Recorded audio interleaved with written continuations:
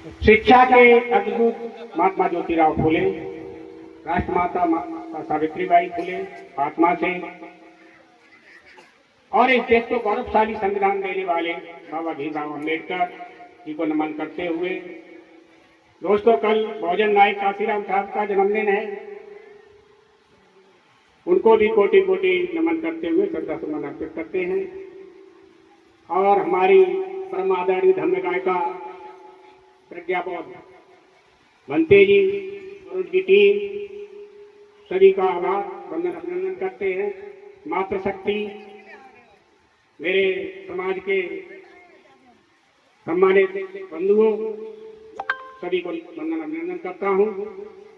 दोस्तों बुद्ध कथा चल रही है गांव में, इससे काफी ज्ञान मिलेगा आपको। इस देश में हजारों साल से विचारधारा का झगड़ा है, विचारधारा का, और दो ही विचारधारा होती है, समतावादी विचारधारा, विषमतावादी विचारधारा। समतावादी विचारधारा सत्य का दर्शन है, वैज्ञानिक दर्शन है, और विषमतावादी विचारधारा कल्पनाओं पर आधारित है, सिर्फ कल्पना भरी है। दोस्तों अगर हम विषमतावादी विचारधारा पर काम करते हैं तो आज राजनीतिक युग में विषमतावादी नेता पैदा करेंगे, अर्थव्यवस्था विषमतावादी होगी, हर चीज ऊंच नीची हो जाएगी। अगर हम समतावादी विचारधारा पर काम करेंगे तो हमें नेता भी समतावादी मिल जाएगा, सारी व्यवस्थाएं समतावादी हो जाएंगी। अब विषमतावादी विचारधारा का अगर हम किसी तरह विरोध करते हैं, तर्क करते हैं, तो सीता जी घड़े में पैदा हुई, 1 घंटे अपने बच्चे को बंद करके देख लो। अगर हमने ये बात कि बच्चे के सर पर हाथी का सर लगा दिया, अरे बच्चा 6 साल का है, उसका इतना सा सर 1.5 क्विंटल का वजन कैसे झेलेगा। अगर ऐसी बात हमने उन लोगों से पूछ ली, चलिए तुमने मनवाया, हमने मान लिया, कोई तेज आदमी डॉक्टर ये कहता है कि बुद्धि कैसे ट्रांसफर हुई, खून कैसे मिला इनका, एक्सीडेंट होता है तो खून टेस्ट करके तो चलता है दोस्तों।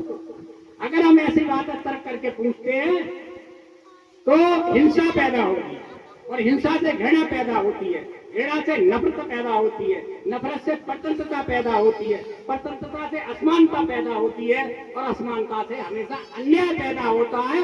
और जहाँ अन्याय होगा तो मन में अशांति पैदा होती है, और जहाँ अशांति पैदा होगी वहाँ युद्ध ही होगा, युद्ध ही होगा। इसके अलावा कोई रास्ता साथ गाँव में करा दो, गाँव में करा दो, देश में करा दो, प्रदेश में करा दो, युद्ध के अलावा कोई रास्ता नहीं होता है।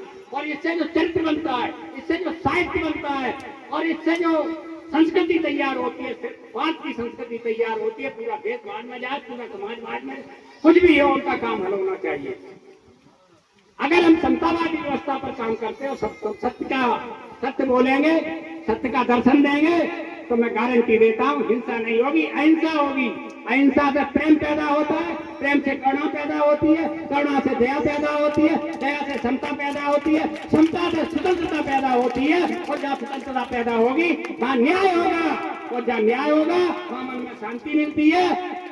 फिर युद्ध नहीं होगा, तुम्हारा बुद्ध पैदा होगा, तुम्हारा बुद्ध पैदा होगा। अगर तुम्हारा बुद्ध पैदा होगा तो कबीर भी पैदा होंगे, नानक भी पैदा होंगे, साहू भी पैदा होंगे, भीमराव अम्बेडकर भी पैदा होंगे, ज्योतिबा फुले भी पैदा होंगे, दोबारा अशोक भी पैदा होंगे, ये मेरा विश्वास है।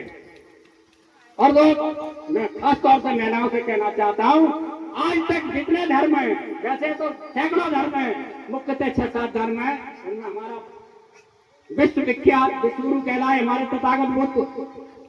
इस धर्म को छोड़कर महिलाओं को कहीं किसी धर्म ने सम्मान नहीं दिया, सिर्फ जो सम्मान मिला है बौद्ध धर्म से महिलाओं को सम्मान। आज अगर दूसरे धर्मों की बात तो यहाँ नहीं बैठी होती है, जो सम्मान मिला है। और महिला किसी भी धर्म में सिर्फ पैर की जूती मानी जाती थी, उसका आदमी टीके लठिया कुछ भी पति परमेश्वर होता था, ऐसा इस धर्म में नहीं है। और महिला पैर की जूती समझाती है आज से 50 साल पहले, 7 साल पहले। आज महिला डॉक्टर है, आज महिला इंजीनियर है, आज महिला हवाई जहाज उड़ा रही है, आज देश की मुख्यमंत्री बन रही है, प्रधानमंत्री बन रही है, देश की राष्ट्रपति भी आज महिला है। तो ये किसी पाखंडी धर्म की ताकत नहीं है, इस बाबा साहब के संविधान की ताकत है, जो आप स्वतंत्रता से बैठे। तो मैं ये पूछना चाहूंगा, पूरे गांव में एक संविधान है किसी के पास? संविधान देखा है किसी ने? उठा के किसी ने संविधान देखा हो तो? महिलाओं ने तो देखा ही नहीं है। जिस ग्रंथ से तुम्हें सम्मान जीने की सब सम्मान मिला उसके दर्शन नहीं किए। रामायण मिल जाएगी, सती सावित्री जन किन किन के व्रत की किताबें मिल जाएंगी, लेकिन वो संविधान नहीं देखा होगा। उसको भी पढ़िए, उसको भी सुनिए, उसी में सब ताकत दी है। अभी हम टावर से आए, फिर जाना है कहीं, हेलो बोले बाबू जी आना। देखिए हर चीज राजनीति से टिकी होती है। तो अंग्रेजी में कहते हैं history is the mother of politics. इतिहास राजनीति की माँ होता है। तो सबसे पहले हमें अपने इतिहास की ओर जाना होगा। इतिहास की ओर जाओगे तो तुम्हें बहुत कुछ मिल जाएगा। क्या लाइन में बताता हूँ। मनुवाद का पीछा छोड़ो जिसको हमने पाला है, मनुवाद का पीछा छोड़ो जिसको हमने पाला है। पढ़ो लिखो मत, भैंसिया ले आ गई, पहले दूध भाचड़ा में जाओ पत्थर पे, हमारे सामने कुत्ता चाट रहा है और मुंह की रहा है उसके ऊपर। अरे भैंसिया तुम्हारी तब बढ़िया दूध देगी, बढ़िया चारा खिलाओगे। पढ़ो लिखो मत, अंडा बांध लो, वो कर लो, ये कर लो, इसे कहते हैं मनुवाद। और मनुवाद में मैंने पूरी किताब पढ़ी है। पहला ही पृष्ठ खोलेंगे, उसमें जन्म से लेके और मृत्यु तक मनुवाद को अपनाओगे तो सिर्फ नुकसान ही नुकसान है।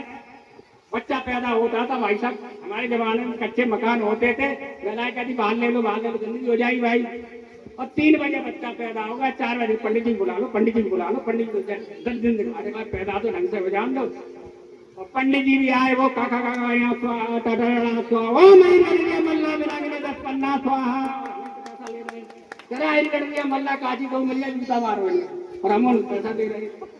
तो उस समय भी देखता, वो आया, अरे ओए तेरे मोड़ा पे मूल आएगा, 27 दिन का तुम मोना देखे पहले कांडे को, अब पुनः देखे हो तो फिर भैया को करे हो, कहते नहीं कहते। और उसी क्षण किसी सबर के बच्चा पैदा होता तो वही ब्राह्मण के आहा क्या मस्तिष्क है, ये तो डीएम बनेगा, ये तो आईपीएस बनेगा। अरे भैया वो सुन रहा है, मोबाइल जैसी सिम है, बोल नहीं रहा, सुन रहा है वो। अब और से बैठ गया, मेहनत मजदूरी करे खाए ले, जिंदा बना रहे भगवान। तुम्हारे सुन ली तो मेहनत मजदूरी करनी है। जिसने आईएएस सुन लिया, आईपीएस सुन लिया तो वो कोशिश करेगा। अब तुम कहोगे ऐसी बात नहीं, तो फिर बदलाओ। अभिमन्यु ने पेट में कैसे सुन लिया? अगर वो जिंदा नहीं सुन सकता तो अभिमन्यु ने पेट में कैसे सुन लिया? कुछ की मात हो गई, 7वां द्वार नहीं तोड़ पाए। तो मनुवाद का पीछा छोड़ो जिसको हमने पाला है, विद्याओं से दूर हटा पहनाई कंठी माला है। जिनके उसमें प्रवचन करने जाते थे और विद्याओं के चमत्कार से विश्व गुरु कहलाते थे। विक्रमाशिला नालंदा देखो, लाखों बच्चे पढ़ने जाते थे, शास्त्र में पारंगत को लॉर्ड मलिक को आते थे। हाय उन्हीं को भूल गए क्या पिया भांग का प्याला है, विद्याओं से दूर हटा पहनाई कंठी माला है। ये 4 लाइन मैंने तथागत बुद्ध के लिए लिखी। तथागत बुद्ध भी एक बार भगवान की प्राप्ति के लिए मरणासन हो गए थे, किसी ने फोटो देखा होगा। बिल्कुल मृत्यु की कगार पर पहुंच गए, घंटे 4 घंटे और कुछ नहीं मिलता तो हो सकता है हम विश्व गुरु नहीं। तो वहां से माता सुजाता भोजन दान करने के लिए जा रही थी। महिलाओं में दया बहुत होती है। उन्होंने ये कौन है देखा, ये तो आप जीवित है। तो उस समय जलेई का बहुत बड़ा होता तो अब खीर उस समय का प्रमुख भोजन होता था। तो उन्होंने 1 चम्मच दूध डाला, चला गया अंदर चला गया, तो अब वो भी चला गया, दोबारा आंखें खुल गई। तो बहुत लंबी कहानी है। जब आंखें खुल गई, उन्होंने अपना बताया, जो भी बताया होगा। उस माता सुजाता ने एक शब्द बोला, तुम जिंदा रहोगे तब कुछ कर पाओगे, मरने के बाद कोई कुछ नहीं करता। वहीं से विश्व गुरु ज्ञान प्राप्त हुआ। और लंबी कहानी है। तो मैं ये कहना चाहता हूँ, हमने अगर विश्व गुरु की प्रतिमा लगाई है तो ऐसे प्रोग्राम में एक माता सुजाता की भी प्रतिमा लगनी चाहिए। अगर महामाया ने उन्हें जन्म दिया है, प्रजापति ने पाला है, तो तीसरी माता में सुजाता हूँ। उन्होंने भी जन्म ही दिया। वो पाल वंश की थी, गडरिया जाति की थी। सारी रॉयल्टी साक्षी नैना पुत्र की सुजाता पर मिल जाती है। गलत तो नहीं हो, एक प्रतिमा उनकी भी होनी चाहिए।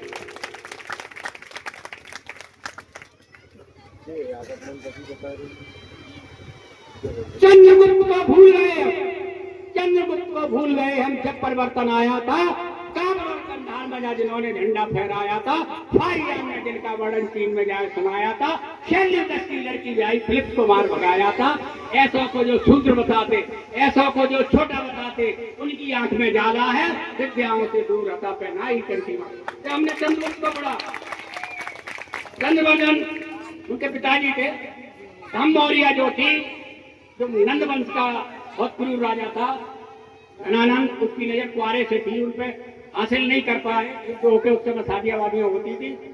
तो उन्होंने धोखे से चंद्रवर्धन को मार के और उनको बंदी बना लिया था धम्म मौर्य को। उस समय वो आशा पत्नी थी, गर्म में थे, और रानी बनी है हमारी। तो उन्होंने कि हमें सत्य भर का मौका दीजिए, सोच लेने दीजिए।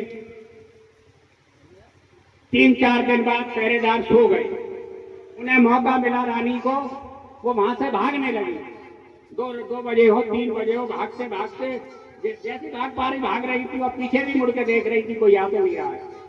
जैसे ही सुबह के 5:30 बजे उन्होंने घोड़ों की टाप सुनी के आ गए, अब तो फिर पकड़ लेंगे, इससे तो मर जाना ही अच्छा है। तो उस समय कोसी नदी आ गई, उसमें उन्होंने छलांग लगा दी मरने के लिए। क्या करूंगी, जिंदा रहते। अब जब कूद गई डूबते उपटते, तो भैया हमारे कश्यप भैया, मल्ला भैया अपनी नाव और जाल डाले हुए थे, वो उसमें फंस गई। जब उन्होंने निकाला उसको, उन्होंने बताया उन्हें ये तो रानी है। उस समय जो भी उपचार रहा किया, उन्हें स्वस्थ किया, और अनुकूल दिशा में नाव ले जाके, एक पालों का कबीला था, पाल वंश बहुत पुराना वंश है, और जो बुद्धिज्म पूरा पाली में है, वो पालों की भाषा है, पाली भाषा। सिंधु घाटी की सभ्यता में पाली भाषा का प्रयोग हुआ था।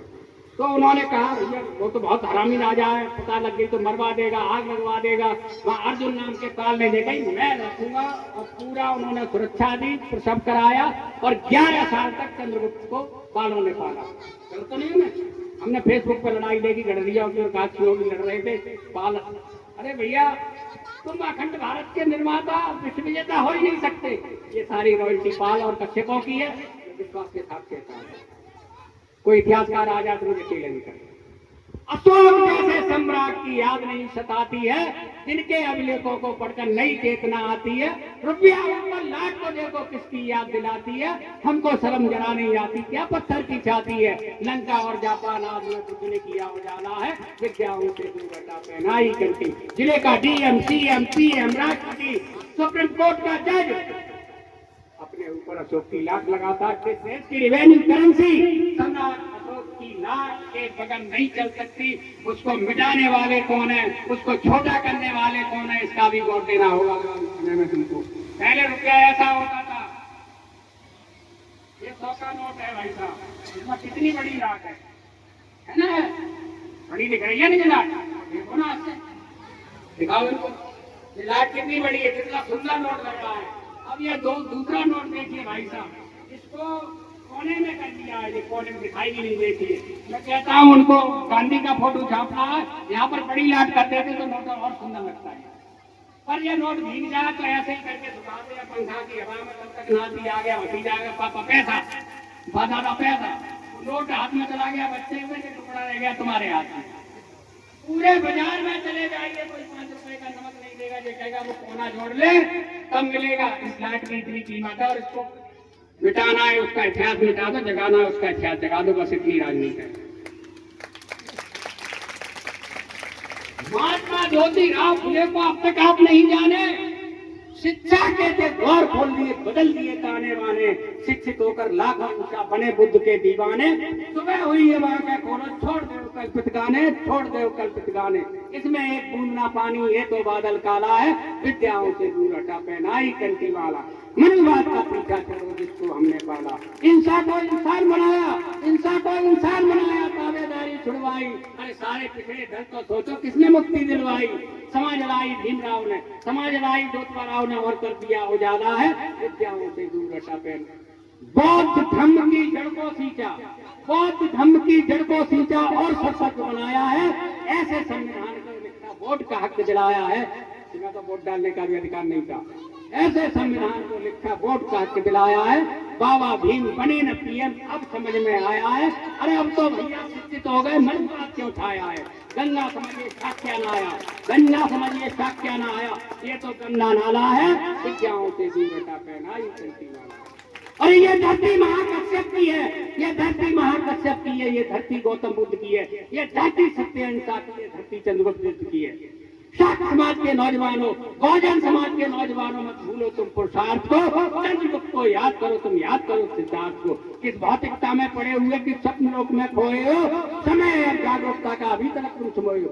उठो सम्राट अशोक के वंशज, उठो सम्राट अशोक के वंशज, चलो बुद्ध की ओर चलो, संसार के सारे बंधन तोड़ो, सत्य ज्ञान की ओर चलो। एक समय इतिहास तुम्हारा, एक समय इतिहास तुम्हारा, तुम विश्वगुरु कहलाते थे, भारत सोने की चिड़िया था, तुम विश्व विजयी कहलाते थे। तक्षशिला, विक्रमाशिला, नालंदा तुमको याद नहीं, बिंदुसार, उदयन, प्रसिद्धि, हर्षवर्धन भी तुमको याद नहीं। शायद तुम भूल गए, शायद तुम भूल गए, मैं तुमको याद दिलाता हूँ। मौर्य काल के शासन की ऊंचाई तुम्हें बताता हूँ। सम्राट अशोक भारत का, सम्राट अशोक भारत का स्वर्ण इतिहास लिखा हमने, पूरा पश्चिम उत्तर दक्षिण सारा भूगोल लिखा हमने। अब एक हाथ में शस्त्र धरो, एक हाथ में शस्त्र धरो, एक हाथ में शास्त्र धरो, जीवन की कठिन परिस्थितियों में साहस से संघर्ष करो। अब सोचो और समझो तुम क्या कहलाते हो। क्षत्रियों में का सम्मान तुम्हारे पिछड़े कहलाते हो। आओ मिल संकल्प करें, आओ मिल संकल्प करें, वही इतिहास दोहराना है। इस भूमंडल पर भारत को स्वर्ण राष्ट्र बनाना है, स्वर्ण राष्ट्र बनाना है, स्वर्ण राष्ट्र बनाना है। नमो बुद्धाय, जय हिंद, जय हिंद।